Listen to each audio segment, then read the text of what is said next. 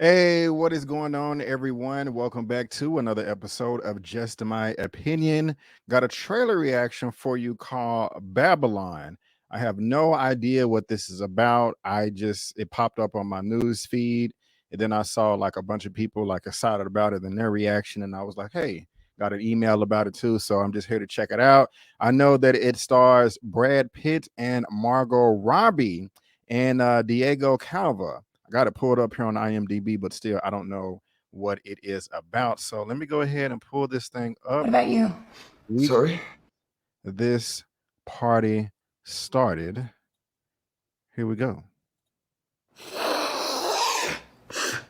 What about you? Sorry?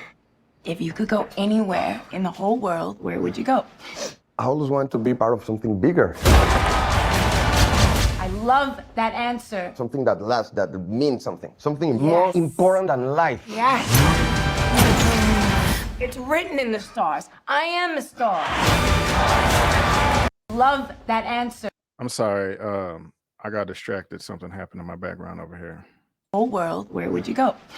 I always want to be part of something bigger. I love that answer. Something that lasts, that means something. Something more important than life. Yes. It's written in the stars. I am a star.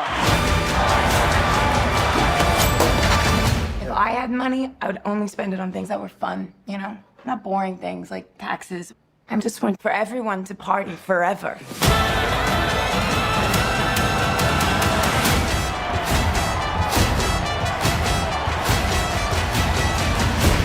When I first moved to LA, signs on all the doors said, no actors or dogs allowed. I changed that. And now, y'all ready for something different? Whoa! Tranquilo, señor.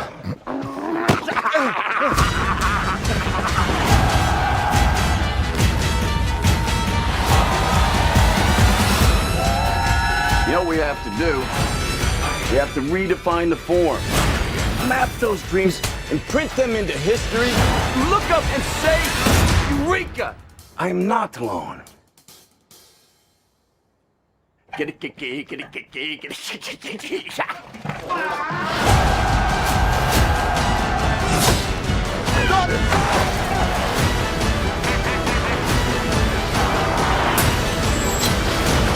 in so much trouble, Manny. We have to leave now. What I do means something. You thought this town needed you. It's bigger than you.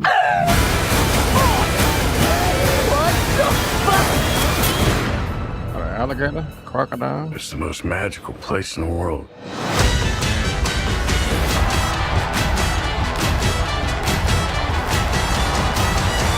Listen up! All you big dick Mr. Man! Who wants to see me fight a fucking snake?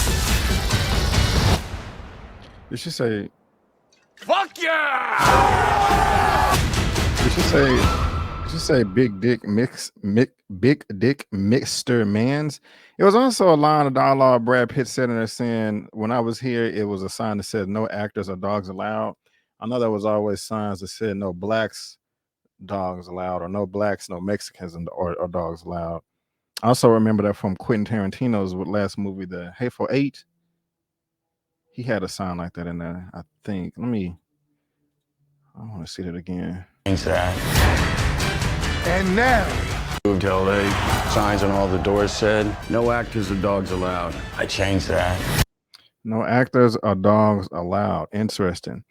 Okay, this seems crazy bonkers. You know, I got the name Babylon.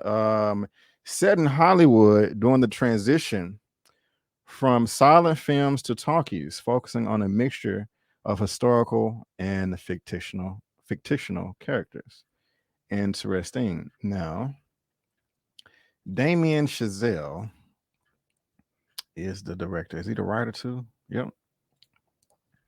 And Damien Chazelle has done. I like La La Land. I love Whiplash. First Man was cool. It had some great visuals at the very least. I like First Man. Whiplash was like off the chain. 2014. I think that was the best movie I saw that year. So he can write. He can write. I like 10 Cloverfield Lane. That one was okay. That one wasn't the one in space, was it? No. Okay, so that was straight. I would not know nothing about The Last Exorcism. And okay, he directed these films. Okay, so this is gonna be.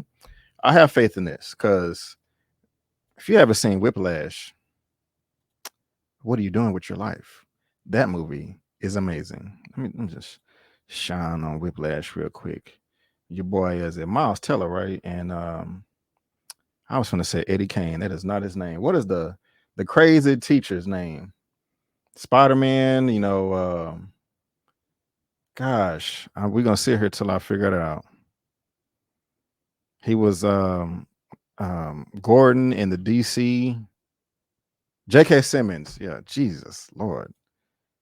Is it is J.K. Yeah, J.K. Simmons, Miles Teller. My goodness gracious. Sorry about that. But okay, yeah, this seems straight. Let me just look at this real quick. If it's a lot, I don't feel like reading all that right now. I'll read one or two. In summer 2019, script, there was immediate buzz of the script's quality. Actor later, really, really good. However, second hesitated due to a project budget in the 80 to 100 million range. Consequently, reworking script to reduce the budget soon after bidding war erupted between Paramount and Lionsgate to land the film's worldwide distribution and Paramount triumph. The story is set pre-cold Hollywood in the 1920s and 30s during the film industry. The era was renowned not only for its legendary parties and riotous behavior, but also for its transgressive film content. Prior to 34, Hollywood films could not depict or imply nudity, obscene gestures, homosexual relations, adultery, rape, abortion, and drug use. When the motion picture production code was enforced in 34, the content of films, ambulance going on outside, content of films was severely restricted, and pre-code films were not permitted by censors to be re-released without permanent cuts to master prints. The code will remain in effect until 68, by which time the transgressive era of pre-code cinema had been forgotten in the national memory. This sounds interesting. So it seems like in this movie, they're just popping, locking, and dropping all types of stuff. All kind of things are going on, and I don't know. Somebody saw. Oh my God, this is crazy. We can't have all this nudity and obscene gestures and homosexual relations and adultery, rape, and abortion and drug use. I want to keep going. Okay. Scheduling conflict. Film Commission awarded the project a $17.5 million tax credit allocation for shooting the period drama in the state of California. The commission estimated that the film would generate The commission estimated that the film would generate $83.4 million in qualified spending, defined as below the line wages to California workers and payments to in-state vendors.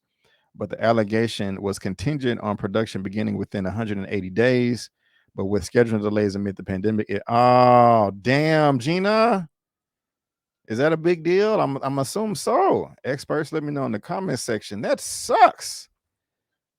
So I guess there is, times where it's warrant. We gotta hurry up and shoot the film now.